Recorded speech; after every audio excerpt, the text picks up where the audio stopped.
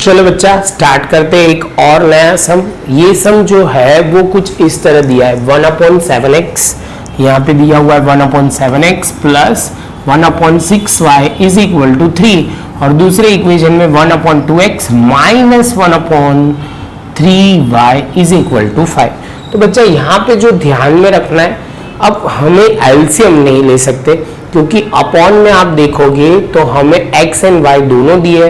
और दोनों दिए तो सॉल्व करना, तो हमें कैसे करना होगा, तो बच्चा हम रिड्यूसिंग फॉर्म में लिखेंगे। क्या करेंगे, रिड्यूसिंग फॉर्म में लिखेंगे। तो चलो बच्चा स्टार्ट करते हैं। सबसे पहले यहाँ पे हमने क्या लिखेंगे, तो let 1/x is equal to a and 1/y is equal to b। तो हमने a एंड b के फॉर्म में लिखना शुरू करना है। तो फर्स्ट ऑफ ऑल बच्चा यहाँ पे हम लिखेंगे ये जो है 1/7 एज इट इज, और ये जो है a जो होगा हमारा यहाँ पे मल्टीप्लीकेशन में, या मतलब हम ऐसे भी लिख सकते हैं यहाँ पे a/7, क्योंकि हमें 7 तो as it is, same way बच्चा यहाँ प्लस लिखा तो आप बोलोगे सर ये 1/6 एज इट इज, तो 6 मैंने नीचे लिख दिया,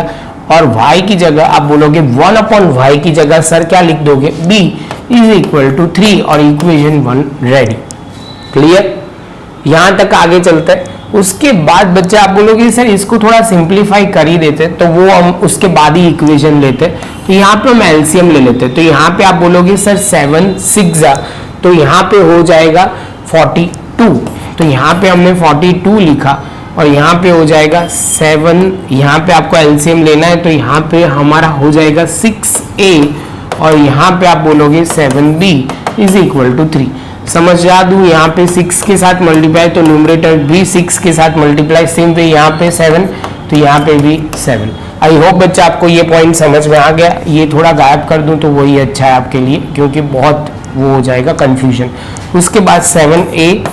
और यहाँ पे 7b, और ये 42 इंटू 3 हो जाएगा, तो 42 इंटू 3, तो यहाँ पे लिखा 6a प्लस 7b, तो ये हो जाएगा, यहाँ पे लिख ही देते कोई प्रॉब्लम ही नहीं, 42 इंटू 3, तो यहाँ पे हो जाएगा 6, और यहाँ पे आप बोलोगे 4 3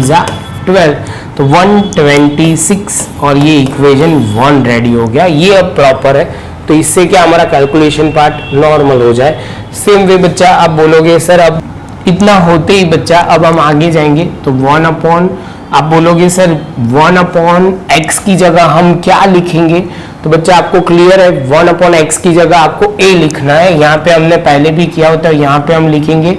a/2, और यहाँ पे आप बोलोगे सर यहाँ पे होगा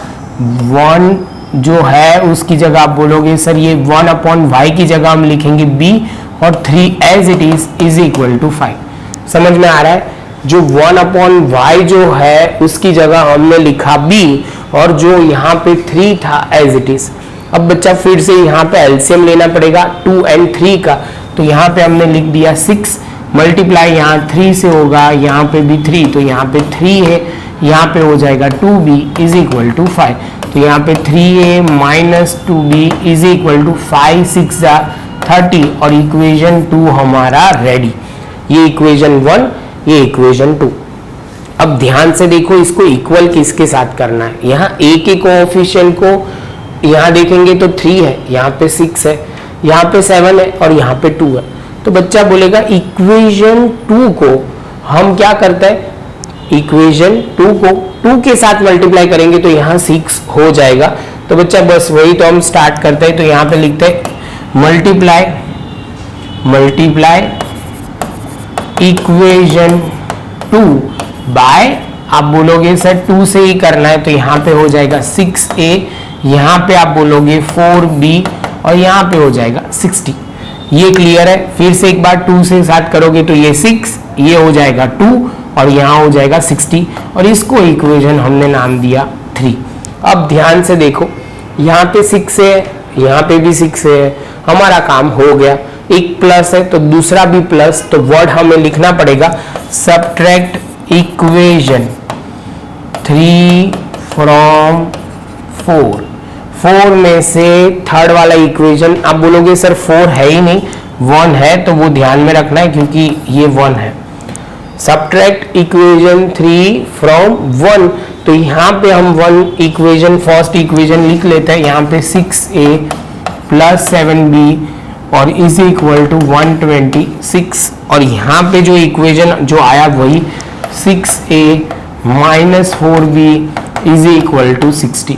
अब शांति से step by step minus plus में ध्यान रखना, यहाँ पे हो जाएगा माइनस, यहाँ पे प्लस और यहाँ पे माइनस, तो ये 6 से 6 है तो कट हो जाएगा, 7 प्लस 4 हो जाएगा 11b, और यहाँ पे माइनस है तो 126, तो पहले तो आप बोलोगे सर ये 6 और 12 में से 6 जाएगा तो हो जाएगा 6, तो b यहाँ पे 66 अपॉन ये 11 तो हो जाएगा 6, तो b इज इक्वल टू हमारा आंसर आ जाएगा 6। तो ये जैसे b आ जाता है बच्चा, अब वैल्यू पुट करते, इक्वेशन ऑलवेज हम तो 1 में ही करते हैं, वो इजी रहता है, या 2 में करते हैं, इस बार 2 में छोटे अमाउंट है तो हम वो ले लेते हैं। Put b is equal to 6 in equation, आप बोलोगे सर ये 2,